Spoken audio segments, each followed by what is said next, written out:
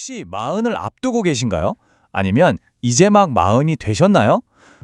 그렇다면 지금이 여러분 인생에서 그리고 뇌 건강에서 어쩌면 가장 중요한 터닝 포인트일 수 있습니다. 오늘 바로 이 결정적인 시기를 어떻게 하면 아주 멋지게 통과할 수 있는지 그 비법을 5가지 퀘스트 형식으로 알려드릴게요. 자, 바로 본론으로 들어가 보죠. 이 질문 한번 스스로에게 던져보세요. 혹시 내 뇌가 예전 같지 않고 점점 굳어가는 것 같다는 느낌 받아본 적 없으세요? 나이가 들면서 괜히 불안해지는 거 이게 그냥 기분 탓만은 아니거든요. 그 실체를 한번 파헤쳐 보겠습니다. 바로 이런 순간이죠. 주말 오후에 소파랑 한 몸이 돼서 아무 생각 없이 휴대폰만 넘기고 있을 때 문득 가슴이 철렁 내려앉으면서 이런 생각이 스치잖아요. 내 인생 이대로 진짜 괜찮은 걸까? 아마 많은 분들이 고개를 끄덕이실 거예요. 바로 그 위기의 순간입니다. 이 막막함을 설렘으로 바꿔줄 지도가 바로 여기 있습니다. 마흔의 문턱에서부터 시작해서요. 불편함, 관계, 도파민, 감정, 그리고 마지막으로 삶의 의미까지 이 5가지 퀘스트를 하나씩 따라가다 보면 이 도전이 얼마나 엄청난 기회가 될 수 있는지 알게 되실 겁니다. 자, 먼저 이것부터 확실히 해야 해요. 지금 느끼는 그 불안감, 그거 그냥 기분 탓이 아닙니다. 실제로 우리 몸, 특히 뇌에서 생물학적으로 아주 중대한 변화가 일어나고 있는 거예요. 말 그대로 인생의 갈림길에 서 있는 거죠. 네, 바로 지금이에요. 과학적으로 보면 30대 후반이 인지 능력이 최고점을 찍고 서서히 내려오기 시작하는 변곡점이거든요. 여기서 제일 중요한 게 뭐냐면요. 지금 변하지 않으면 현재의 뇌 상태와 습관이 남은 인생 내내 거의 그대로 굳어버릴 수 있다는 겁니다. 정말 절박한 시기인 거죠. 자, 그럼 첫 번째 퀘스트는 뭘까요? 바로 일부러 새롭고 어려운 걸 배우는 겁니다. 귀찮게 뭘 더 배워 하실 수도 있지만 이게 사실 여러분의 뇌를 위한 가장 확실하고 효과적인 투자입니다. 이 퀘스트 뒤에는 인지 예비능이라는 아주 흥미로운 과학적 원리가 숨어 있어요. 이게 뭐냐면 우리가 운동으로 근육을 키워두면 나중에 다칠 위험이 줄어드는 거랑 똑같아요. 어렵고 낯선 걸 배우면서 뇌에 정신적 근육을 만들어두는 거죠. 이 근육이 나중에 뇌가 힘들어질 때 우리를 지켜주는 아주 든든한 방패가 되어줍니다. 우리 뇌는요, 본능적으로 편하고 익숙한 길로만 가려고 해요. 좀 게으르죠. 하지만 진짜 성장은 그 반대편, 불편하고 새로운 길에 있거든요. 의식적으로 그 길을 선택할 때 우리 뇌에는 새로운 고속도로가 뚫리는 겁니다. 오늘 시작한 그 어색한 댄스 수업이 20년 뒤에 나를 치매로부터 지켜줄 수도 있다는 뜻이에요. 대단하지 않나요? 두 번째 퀘스트로 넘어가 볼까요? 이 시기의 인간관계에서는요, 많을수록 좋다는 법칙이 더 이상 통하지 않습니다. 오히려 불필요한 관계는 독이 될 수도 있어요. 사회정서적 선택 이론이라는 심리학 이론이 이걸 아주 잘 설명해줘요. 쉽게 말해서 내 인생의 시간이 무한하지 않구나 이걸 깨닫기 시작하면서 우리는 자연스럽게 관계의 양보다는 질에 집중하게 된다는 거죠. 40대는 바로 이 똑똑한 선택이 본격적으로 시작되는 아주 중요한 시기입니다. 이 비유 정말 강력하죠.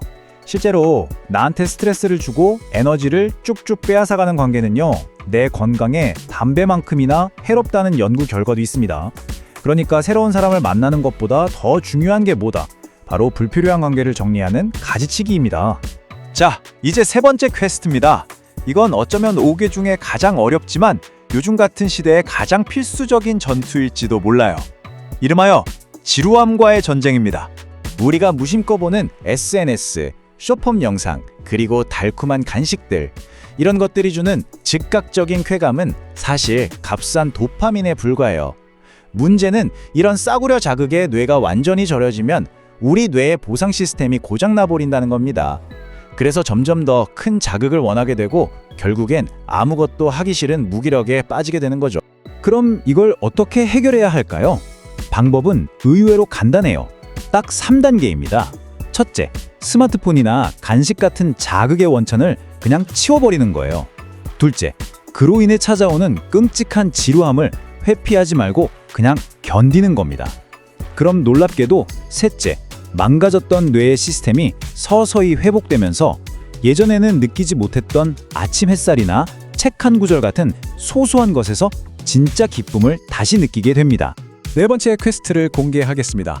이번 퀘스트는요, 내 안에서 요동치는 감정을 정확하게 알아차리고 거기에 딱 맞는 이름을 붙여주는 아주 정교한 기술에 대한 이야기입니다. 감정 입자도라는 정말 재미있는 개념이 있어요. 이걸 사진의 해상도라고 생각하시면 이해가 쉬워요. 감정을 얼마나 세밀하게 구분하고 표현할 수 있는지를 나타내는 거죠. 이 능력이 높을수록, 즉 감정의 해상도가 높을수록 스트레스 상황에서 훨씬 더 현명하게 대처하고 넘어져도 금방 다시 일어날 수 있게 됩니다. 그 차이는 정말 어마어마합니다. 그냥 기분 나빠라고 뭉뚱그리는 대신에 내 노력을 무시당한 것 같아서 서운함과 실망답을 동시에 느끼고 있어 라고 정확하게 이름 붙이는 순간 신기하게도 감정의 폭풍이 잠잠해지고 이성적인 대처가 가능해져요. 이게 바로 40대의 품격을 결정하는 핵심 기술이라고 할 수 있죠. 드디어 마지막 5번째 퀘스트입니다. 이제 삶의 목적이 나 개인의 성공에서 더 큰 의미와 기여로 근본적으로 바뀌는 단계로 나아갈 시간입니다. 아주 저명한 심리학자 에릭 에릭슨은 중년기의 핵심 과제를 바로 이렇게 딱 정의했어요. 생성감을 찾아서 다음 단계로 나아가느냐, 아니면 그걸 찾지 못하고 침체에 빠지느냐의 싸움이라는 거죠. 이 퀘스트야말로 중년의 위기를 극복하는 진짜 열쇠입니다.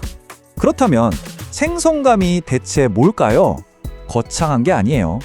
다음 세대를 위해 내가 가진 지식과 경험을 나누고 후배들을 돕고 세상을 아주 조금이라도 더 나은 곳으로 만드는 데 기여하는 모든 활동을 의미합니다.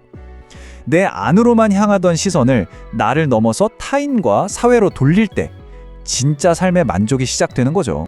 자, 오늘 함께 알아본 5가지 퀘스트를 이 한 장에 싹 정리해봤습니다. 뇌를 위해서는 불편함을, 관계를 위해서는 가지치기를, 도파민을 이기려면 지루함을 견뎌내고, 감정에는 이름을 붙여주고, 마지막으로 기여를 통해 생성감을 찾는 거죠. 제일 중요한 건 거창한 계획이 아니라 아주 작은 첫걸음이에요. 예를 들어 오늘 저녁엔 안 쓰던 손으로 양치하는 작은 불편함부터 시작해보는 건 어떨까요? 이 편은 잠시 화면을 멈추고 캡처해두시면 아주 유용할 겁니다. 마지막으로 이 질문을 드리고 싶습니다. 만약 오늘 이 퀘스트들을 시작하지 않는다면 10년 뒤 당신은 어떤 모습일까요? 어쩌면 여전히 그 소파 위에서 똑같은 후회를 하고 있을지도 모릅니다. 소파 위의 삶이냐, 아니면 오늘부터 새롭게 만들어 나갈 삶이냐? 선택은 바로 오늘 여러분의 몫입니다.